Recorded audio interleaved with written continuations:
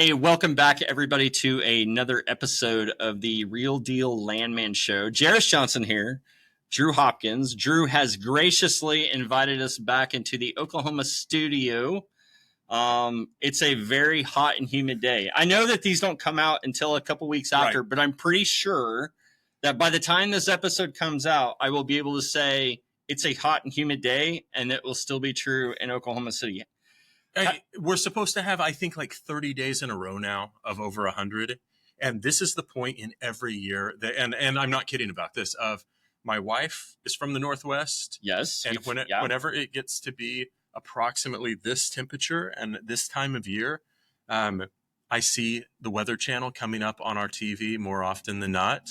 And whenever she starts seeing like the 10 days, I start seeing her like planning, and she's like, I'm taking the dog, we're getting in the car, and we're leaving on this date. And she drives all the way up to Washington State. And so she will be up there now. She leaves this Sunday. She goes all the way up there, stays there until, I don't know, temperatures go back down to normal, which is around December. You know, so I get to see her again around Christmas, which is fantastic. So I noticed you talk about Washington State a lot, but you never actually say where this is. Are you anticipating that our rabid fan base of 4 is just gonna I don't want them to pick her out of a crowd in huge Shelton, Washington. Shelton is a logging town in Washington, and I've been told by the Sheltonites that's not a real thing. Is that really what they call them? That is absolutely not. Like Sheltonians? The Sheltonians. So if Seattle was right here, think of Seattle. We're flying into You're looking Seattle. as you looking at the map. No, I'm doing this for the camera. Okay, so this is the sound right here. Right? Yes, this is the water. So here is Seattle. Down here is Olympia. Okay. The capital. And then so you're driving all the way down around the water, and then all the way up, and this would be up towards the mountains. Yep. And right in the middle of all of the forest and everything like that is a little town called Shelton, and it is absolutely fantastic. It's all logging. I think we've talked about it on the show before. Well, you've been there before. Oh, yeah. You were there for one of them. I was there for one of the shows. That's right. Yeah, we've taken this thing on the road so many times. I can't even remember. No, it's a really cool town. Great people. And it's so fun to be able to talk to them about oil and gas, and then have them come right back and talk to me about logging. And it is like the wildest, contradictory worlds of only caring about surface ownership, only caring about mineral ownership. Like it's wild. It's a lot of fun, though. So Weyerhaeuser is out of Seattle, it is. And they actually have an oil and gas division because of their massive forest timber ownership that they have across the U.S. So they actually, I've known people who have worked oil and gas for Weyerhaeuser out of Seattle. I'm telling you, it's big business there for sure. I mean, it's millions of acres. Oh, yeah. So have they seen the TV show up there? Do they watch it? Do they care? They do watch it. And so I obviously am not speaking for everyone there, but I'm speaking for the father-in-law for sure.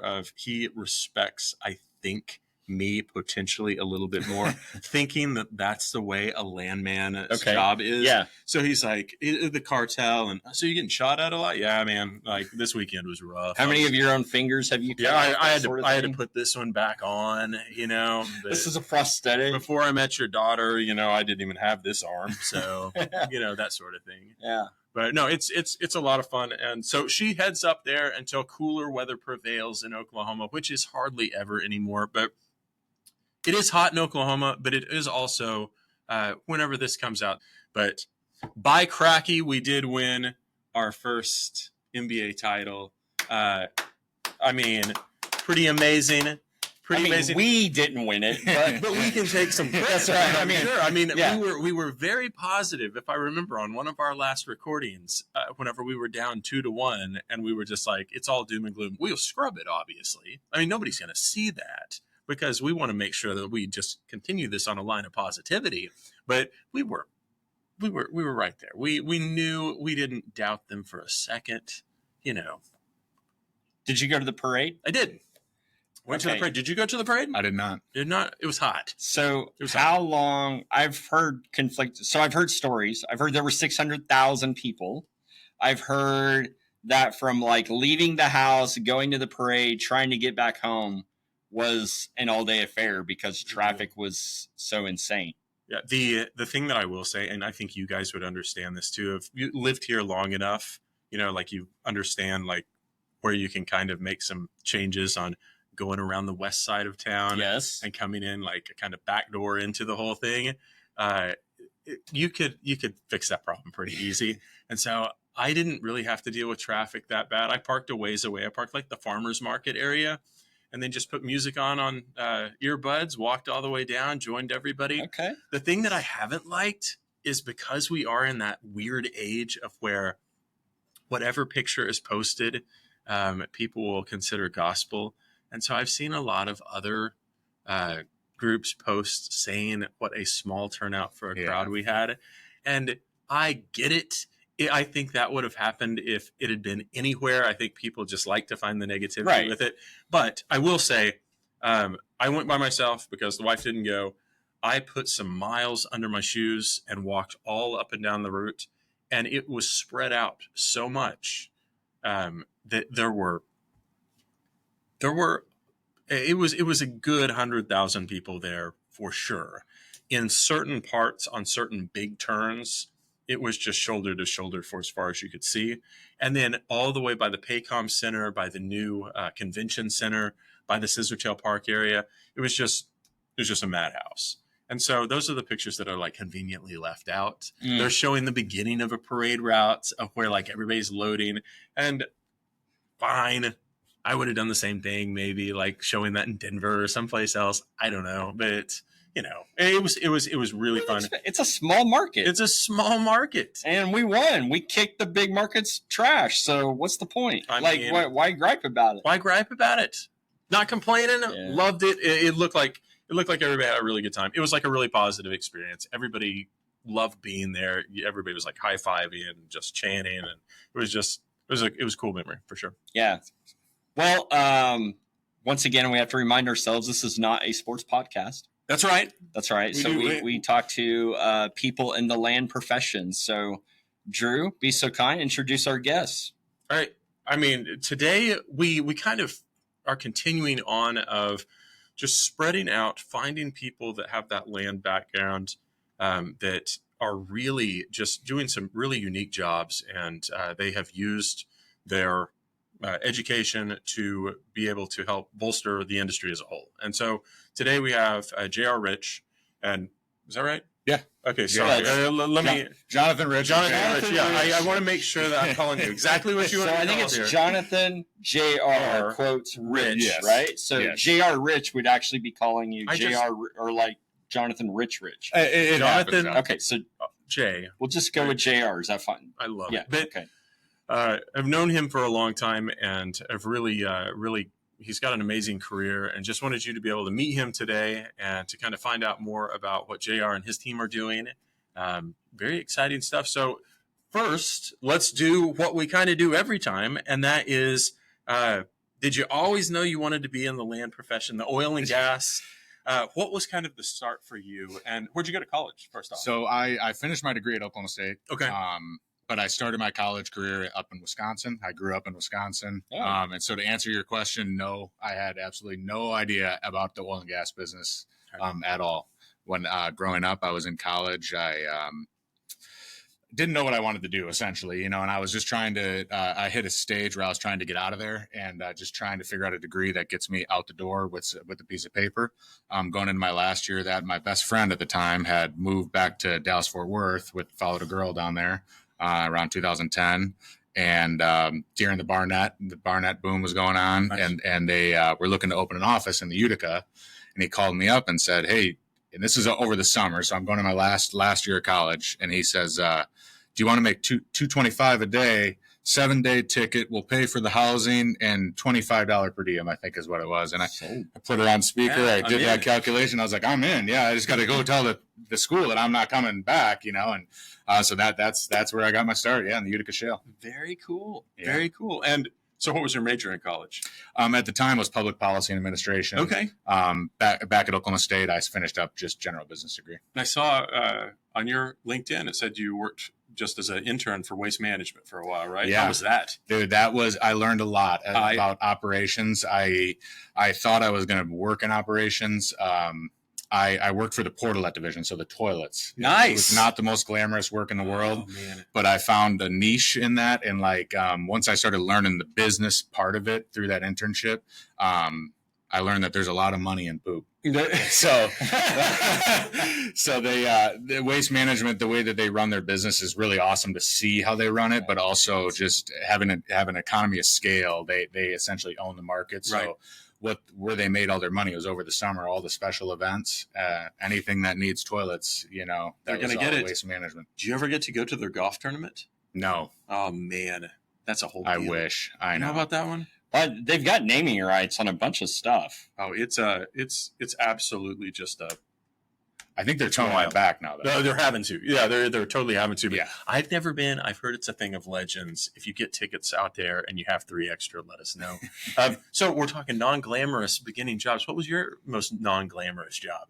Oh man, I worked in the oil field for a while. Oh, what else? Yeah, no. Like, did you ever work like at the Daisy Queen, Dairy Queen, anything like I that? worked at Little Caesars. Did you? Okay, Yeah, all does that right. count? That does count. Okay, I think that was my only food service job. Oh, for a few months, I did work at Walmart.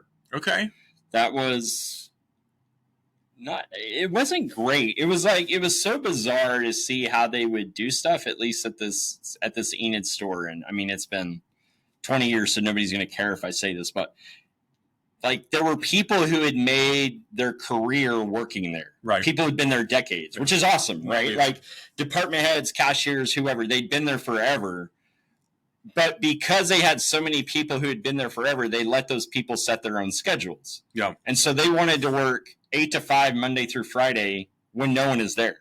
And so the store would have 2-3x more staff than what they needed during hours when no one is there. And then during night hours, evening hours or Saturdays, Sundays, whatever, when I was working, there was nobody there. So like I would be I had Saturdays working at Walmart where I was trying to sell guns, do the background checks, and mix the paint by myself. And so that was a little frustrating. Selling it all to the same guy. Yeah. Mixing the paint, just here you go. Have a gallon of paint, the freaking 9mm. And I remember there was also so I worked in the sporting goods area, but because it was next to hardware, I also mixed the paint. But like I was in the sporting goods area, and I'd get people coming back there trying to ask me for advice. They're like, "What kind of lure should I use for this?" I don't know. Here's an idea. Don't go to Walmart to ask that question. Or this other guy would come in with his list of all the stuff that, like, I'm going hunting this weekend. Here's my list. Go get all the stuff for me. And, so I would just kind of grin and try to do the best that I could. And I mean, but not a nice guy. Like there's words I would like to use to describe him, but this is a family show. Well, and then I'd like to apologize because that was probably my grandfather at some point. He's no longer with us. So, I mean, no apology needed. And then he'd come back the next week and he's like, "Hey, just so you know, I shot that buck," and under, inside my head, I'm thinking, "No, you didn't."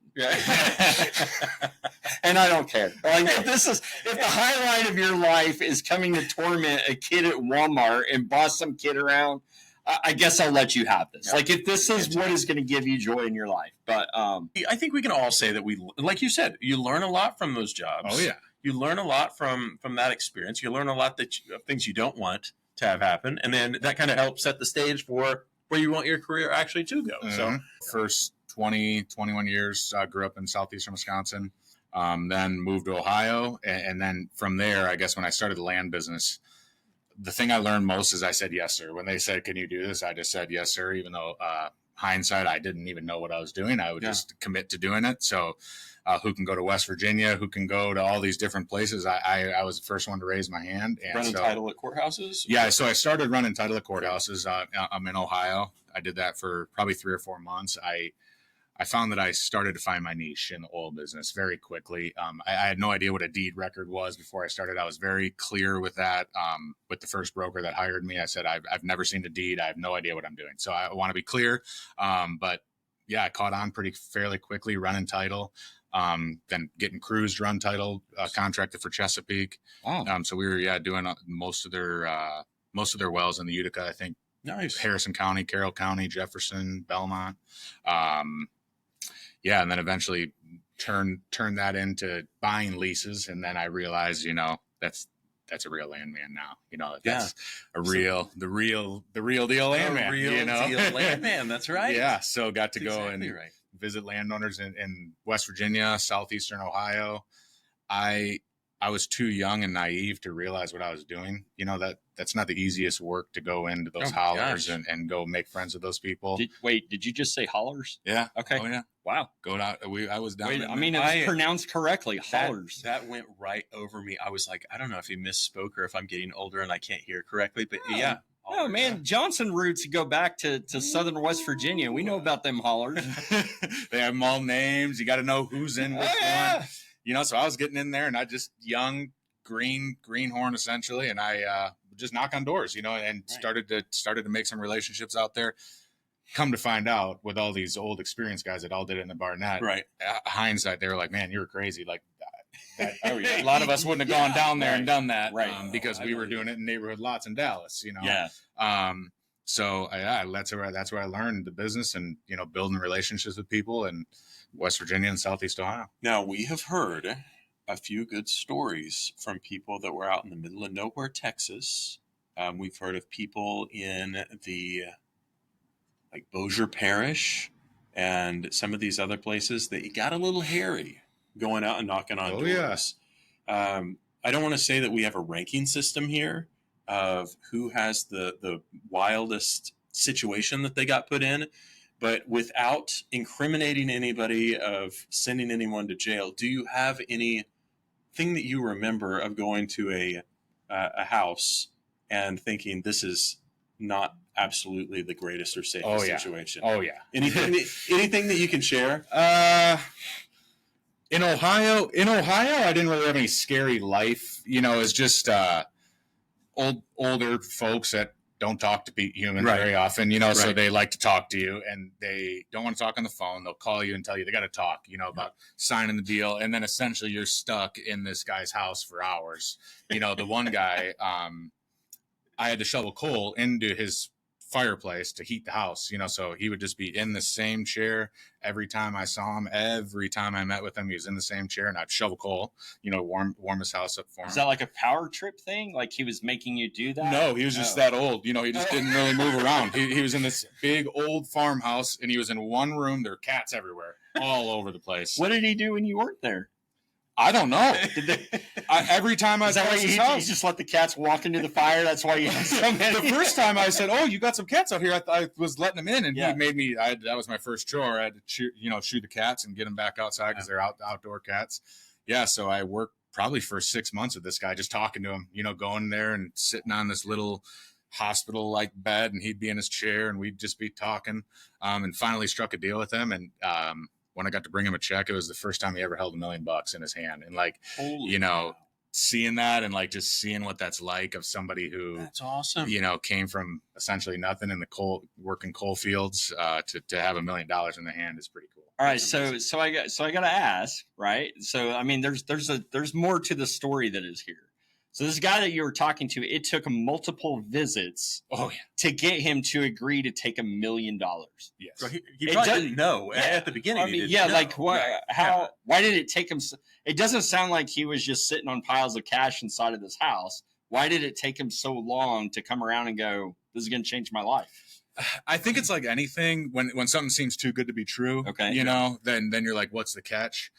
He had been burned by an oil company before. A local that came in and said one thing and something else happened. Yep. So he was already at his guard up for the oilman. And I think just the trust factor. Also, what I noticed about Ohio in particular is the landowners there have never seen leases. Up until Utica started, that's the first time they've ever seen an oil lease. So getting under the concept of what to look for and making sure that they have all the bases covered. They can't go out and say, what's the best deal I can get? What are the clauses that everyone's talking? They got to kind of slowly to work with you and describe what they want. And then you got to tell them, oh, that's a pew clause or that's a depth severance. Right. Because it's just such a foreign, you showing up that first time is just a foreign concept. He didn't even really know how to wrap his mind around it. Yep. Wow. Do you think he still has the majority of the $1 million? Does he pay somebody to shovel the coal for him now? Yeah. Is he doing that? Might. Or do we have, or have we passed it all along to the cats? Well, presumably, he's getting royalties now, right? Yeah, he has got some wells out there now. All right. Yeah. So I got to look him up because he might not even be around it. I mean, he was that affidavit of ownership shows all the cats' names. Yeah. Well, I mean, our listener base is so massive. Chances are he's listening. He's probably he's absolutely listening. I knew he would. He's sitting on that chair watching somebody shovel coal into his heater, and they're both wearing number one fan Real Deal Landman Show slap bracelets. On the left wrist, Rolex on the right. That's the way to do it. That's funny. I always like to see the experience that people have had, and I was so narrow-veined in it, and it mostly was in Shreveport, Louisiana.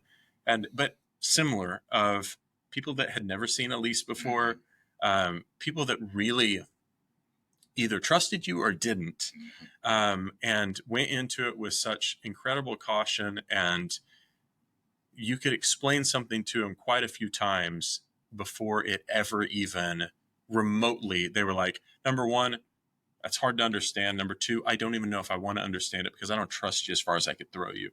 And I'm imagining that whenever you did kind of earn that trust, that was a pretty good feeling. And then you're just like, whenever you get to deliver a check, and show that you are who you have said you are, it is a good feeling. So I know what you mean. Yeah. So when I was early in my career, when I was working the phones doing some leasing, it was leasing for people in Oklahoma, but it was an area that hadn't been leased in a long time. So people who I was calling didn't even know they owned anything.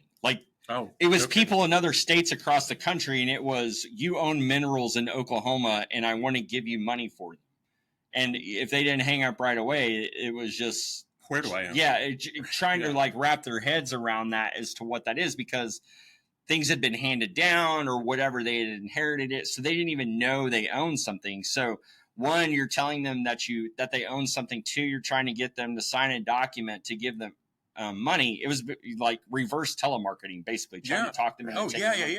But in the Ohio situation, did they at least know that they owned those minerals, like they owned the rights? And so for you trying to say you own the land, we want to drill on it, was that still a foreign concept to them, or did they at least know, oh yeah, I mean, I live here, of course I know that I own this? Well, that's a good question. I mean, now we're talking about land work, right? Mm-hmm. So Ohio is really unique with the Ohio Dormant Minerals Act. So you know, there are instances where the best attorneys in the room don't know if the person that you're talking to owns the minerals because of, you know, the 1989 version. Then what did they do again in 2000 something? They redid the Ohio Dormant Minerals Act. It's been a while since I looked at that, but that was very unique to my background. Started with title, so I knew what to look for. I knew about those mineral reservations, and I knew about all that stuff.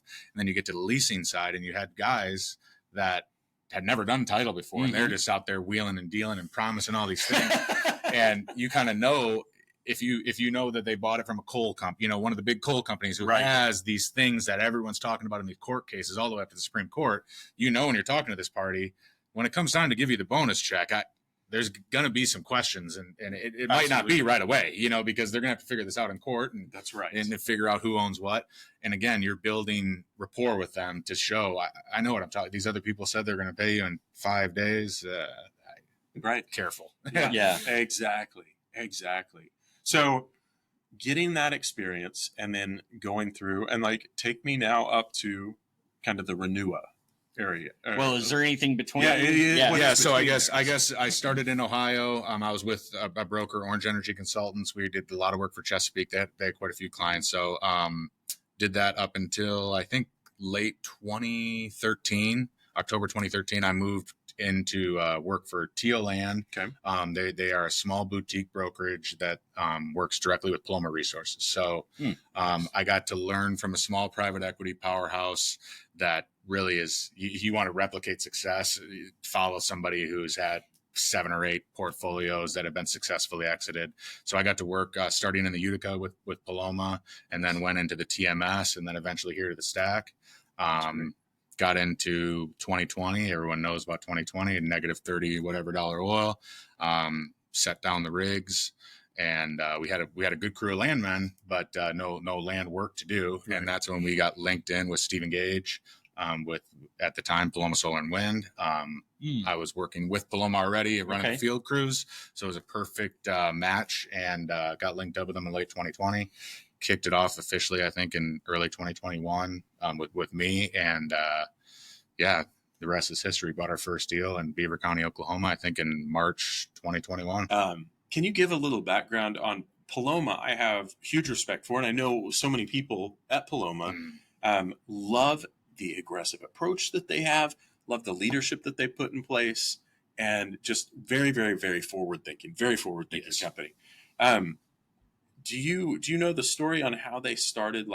And I think it's so novel of, we have this great oil and gas company, but you know what we want to try? We want to try to branch this off and have its own division of being able to have Paloma Solar and Wind. And was that because of they just wanted to make this natural expansion, or was that because they knew that there could be other inconsistencies in the market going forward and they wanted to be, properly leveraged? And then did that just kind of break into how 2020 happened, and it gave them kind of the ability to go off and kind of do their own thing? What was kind of the story on getting that started? I don't know as much of the background of that. So I would say it's probably more of, we saw another avenue. That at the beginning, I do know that we were thinking of, so Paloma, I have so much respect for those guys over there. I loved working for them. Mark Gabrish, Andrew Keck, those guys. Keck is awesome. Yes. And I've learned so much from those guys of, like you just said, how to be aggressive, how to aggregate, how to get involved in a trend. And doing that for them is exactly what we're doing here. We're aggregating at a much larger scale. So what I think it was is NCAP Energy Transition. They made the Energy Transition Fund, so they were already backed by NCAP. It's kind of a natural fit of the money's already there. This idea is there. We have the people to do it, and there's an avenue to fork off, And like you said, at the beginning, we thought we were going to be able to make Paloma Solar and Wind 1, 2, 3, just like they did on Paloma. Yeah. But for the private equity funds, this is not sexy enough of an invest. The Renewa type investment is not.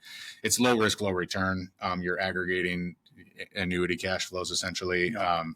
It is a perfect match for the pension funds, though. So within the first year of being backed by the private equity, we were able to scale the business to a level that the pension funds noticed, and they were like, "Man, if we could just buy the whole platform, Paloma Solar and Wind, and put it under our house." The cost of capital got lower. Yeah. More deals happened.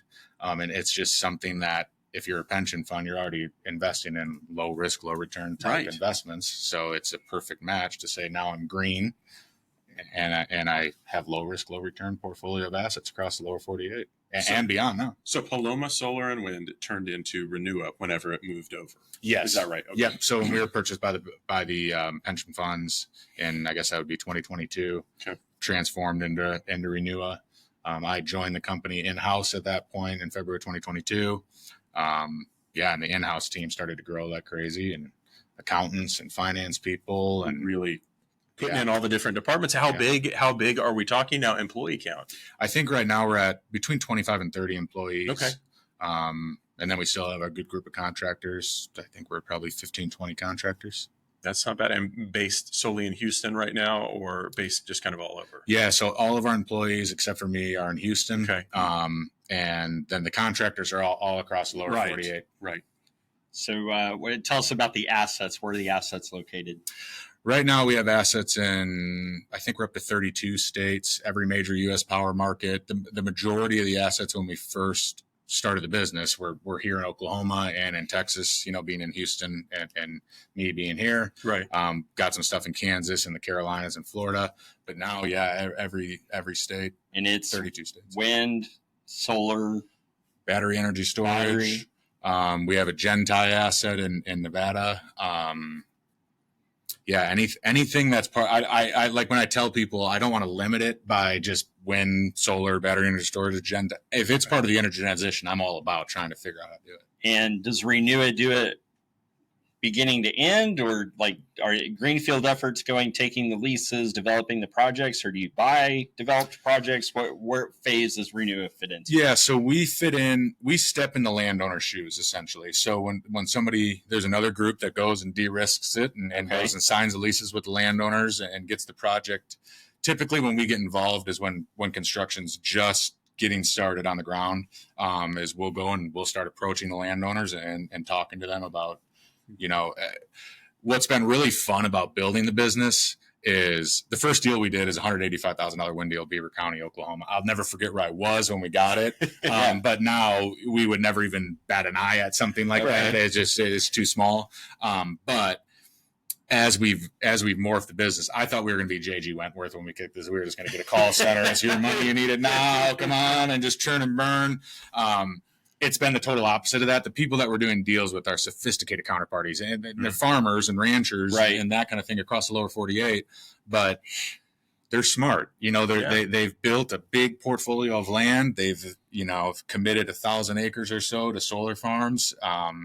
If you have a position of land in the Corn Belt that you can commit 1,000 acres to do a solar farm, you're doing pretty well for yourself, and you're sophisticated and with land.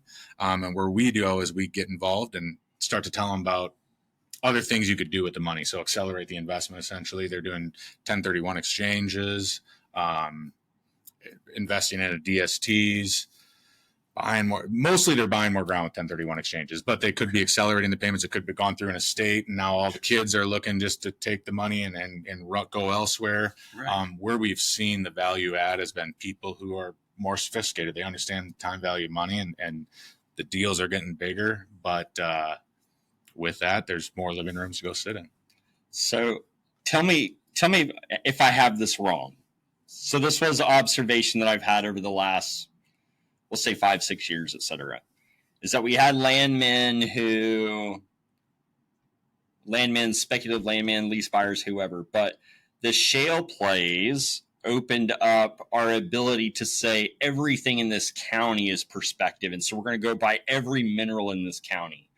And then when solar, for example, became a more viable business opportunity, a lot of people who had been buying leases or minerals across counties went, well, everywhere the sun shines, I can do the exact same thing. And so I saw a lot of people believing that they were going to go buy options on everywhere the sun would shine, and it would be just like their success with leases and minerals. But at the end of the day, like, a company that's going to develop a solar project may have options over tens of thousands or hundreds of thousands of acres. But even a really, really large project only needs 1,000 acres or less. And so although they saw, like, the sun is shining here, I'm going to buy options, I'm going to flip them for millions and, be as successful as oil and gas people. Did that happen? Or did a lot of people go, oh, I totally misunderstood how this works? I think you're right. There were people trying to go do that, but it's more of a science. Even in oil and gas, you could look at the rock and say, hey, this is going to be developed eventually. With solar, you need takeaway. You need close to a power line. You need a node there that can support the project plugging into it. And if you're, look at the middle of nowhere, Oklahoma. They struggle to get big wind farms built out there because there's nothing to do with the power. Yeah, so, who's going to use it? Right. And the resource is really good, but there's nowhere to take it, nowhere to use it. And I think the same thing goes with, like you said, Jerris, the developers have a big pipeline of potential options on the ground. And you don't really know as you go, and you could look at one substation out there and say, all right, I'm going to go make this happen on this one. Well, to get the project through the interconnection queue takes a long time. And there could be another person that's already working on getting a project through the interconnection queue. So you could be working year, 2 years, looking at one node, and before you know it, a bigger company comes in and they get interconnection, and then that pipe dream is gone. You're done. So were there people that got burned on that, thinking that they were going to be able to take solar leases or options and then never had somebody to sell it to? Not that I know of, Okay. because most of what I've seen, those option payments are low money. You know, Okay. it'd be like buying options for leases. Yeah. You know, So if at least a couple of them convert or pay out, it made it worthwhile to go out and try. typically that's what I've seen. But again, then when we get involved with landowners, you say, why you've waited this long, look at how long, but they've seen their neighbors that had leases and it didn't happen. They've seen the other people, and it's like, you're close to the finish line.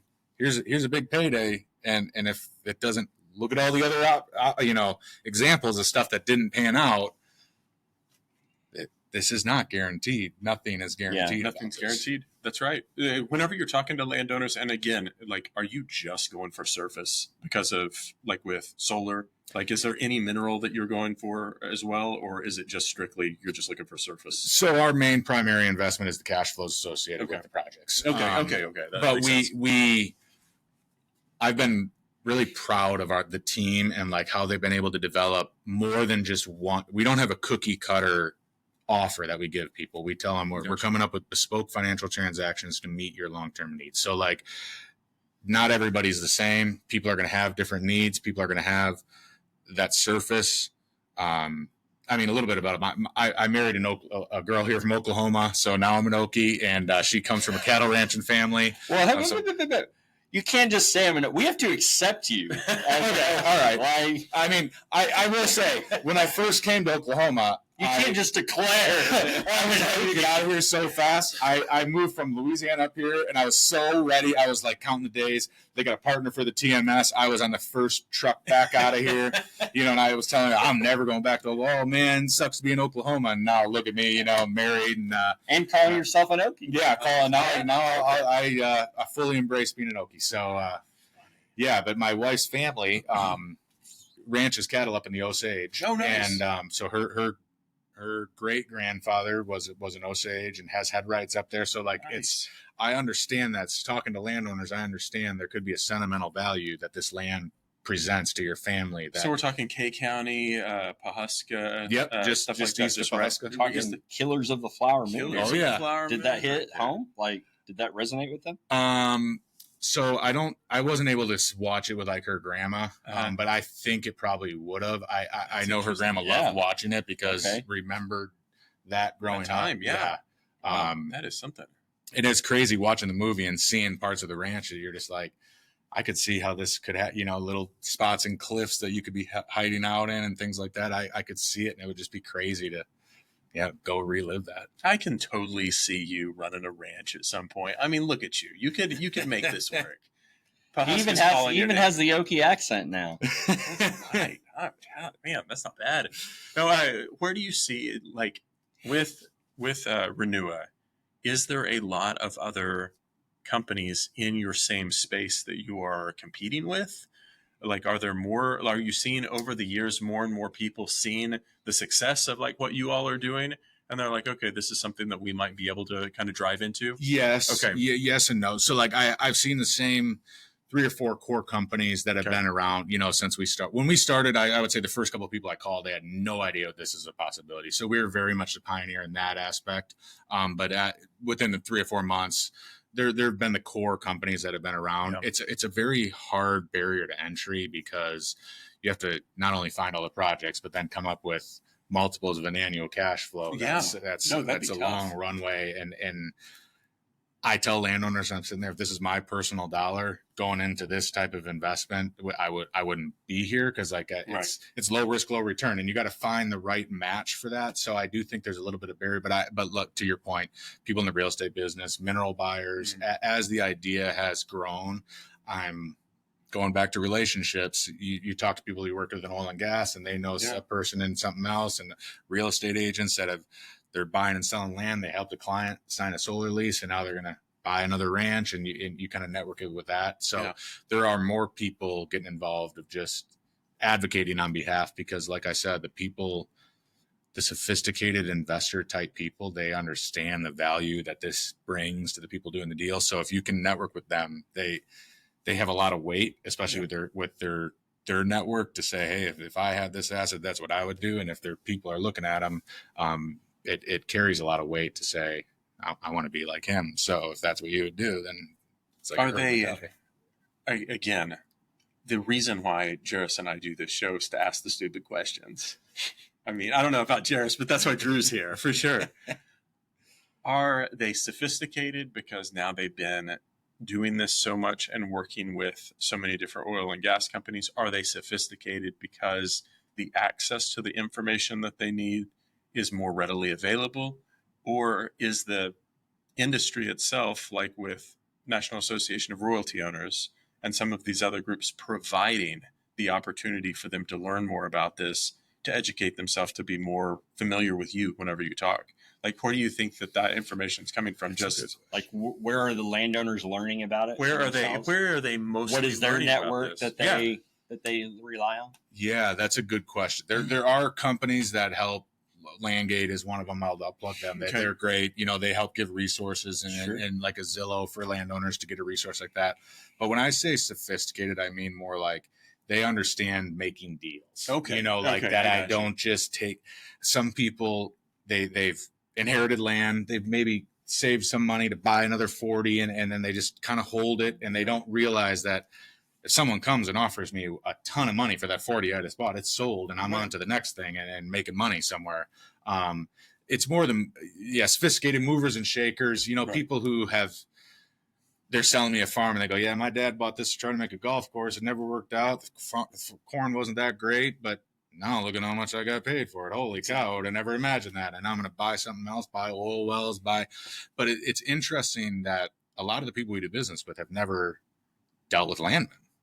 You know, that is interesting. You know, the solar company has been there, but that was probably the first landman ever. Like you'll call and they'll be like, how'd you get my information? How'd you get my phone number? How'd you know where I own land? You know, and like you call people in Oklahoma, Texas, Kansas, all around here that they know you're a landman. Yeah. You know? The government told us. Yeah. They'll be like, you know, is this some Chinese scam? Is this some because they don't know, right? If someone calling them, cold calling, unsolicited, trying to buy something, it's been kind of interesting to see that life of, you know, I'll reference the Great Lakes region a lot. I'm from Wisconsin, so I love buying stuff up there, but we're doing a lot of deals up there with people up there. And yeah, you can tell they haven't signed many leases. They're not used to people. When I make contact with somebody, if it's a big enough deal, I say, hey, my next step, I'm going to come visit you in the living room. Could put a face with the name. And they're just like, what? Fly up here from Oklahoma today? And it's like, yeah, you got it. Other people that have dealt with landmen, they know. Next step, you're coming over. You know, we're going to have dinner and break bread and talk about the deal. And that's probably one of many visits, you know, and these people up there aren't used to it. Yeah, it's a new concept. We were talking today about how many shows we've done. And the landmen that we talk to on the majority of these is exactly like what you just said, of relationship driven. And that is like the AAPL conference, the different talks that we've been to, the different people that we've been able to hear stories from, that relationship from the very first show, Larry Kosho, talking about going and like, I just heard it again just the other day of like, he talked about going to a farmer's field and he needed to make a deal with him. And that guy was cutting wheat. And the guy said, I'm not talking to you until I get done cutting. And Larry said, well, I know how to drive a tractor. I'll get up here and I'll help you. And they both cut that whole night. And I don't think people realize the level of, for landmen, there is a personality trait there of I am a communicator. I am a person that genuinely, I'm not doing this to try to put one over on you. I'm doing this because I want to show you I care. Mm-hmm. And that's one of the things that's the stinger for the sizzle reel right there. Of that's a good part of the business for sure. Mm-hmm. Sure. So transitioning from oil and gas leases to renewable contracts, was there a learning curve? How steep was that learning curve on trying to understand how the contracts are different from each other? That there was definitely a learning curve. I will say, Drew, we were talking about how time flies, you know, when we first got, and like, I forget back to the learning curve, but there was definitely a learning curve with understanding the contracts that these aren't producers 88 leases. So like every single part of them is different. Kudos to our mutual connection, Bill. He's the one that kind of is looking at these documents, and like, you can't have a template for them because every term is different in every single one of these agreements that you're looking at. And it's a nuance. You'll know what that means, but it could say property as a defined term. It could be a solar acre as a defined term. It could be site as the defined term, and like, you know, it all means the same thing, but you can't have a template that just does it for all these. And then having to kind of look at the nuances of the agreements, there was a learning curve. I would say, thankfully, we started with the smaller deals because I had egg on my face on a couple of them. You know, that one example in particular, Oklahoma, I kept my first pitch. Well, the first call I ever made with this, the landowner told me that I was trying to get him to break the law because I said I was trying to buy your wind rights. And like, so I learned, you know, don't tell him wind rights because that's really not what we're trying to buy. So that's lesson number one. But then I used to say it's a multiple of your annual cash flows, you know. So he sent us 1099 and we did a multiple of that, and we go out to get the lease and look at it, and it's like, oh man, this is the lease is a lot different than what that thing says. So you're having to kind of have egg on your face because it's like, I know I told you all that stuff, but like I'm learning this too. It's our third or fourth one we've looked at on this. So there was a learning curve, but I would say the large principle of it is relationship driven, just like you said. Yeah. And it is a contract. You know about your key parts of the contract. If you've seen leases, especially more complicated ones, the learning curve is short, I would say. A transition to renewables from oil and gas to renewables. I would say, especially if you're working for a developer that's just out getting options for people. Right. That's more template work. You know, there's probably templates for that. Relationships, getting out in the communities, going to the coffee shops. It's probably very similar to buying oil leases, really. Interesting. Is there any, and then what we like to do, like with this show, is, are there any deals that you're looking for?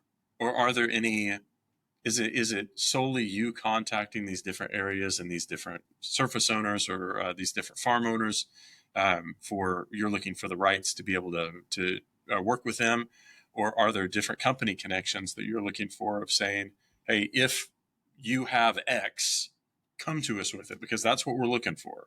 Like, is there anything out there that you guys look for? Yeah, so that's a good point, because like I lead our boots on the ground spoke of the wheel of the acquisitions, but we also have a spoke sale leaseback transaction. So working directly with developers. Okay.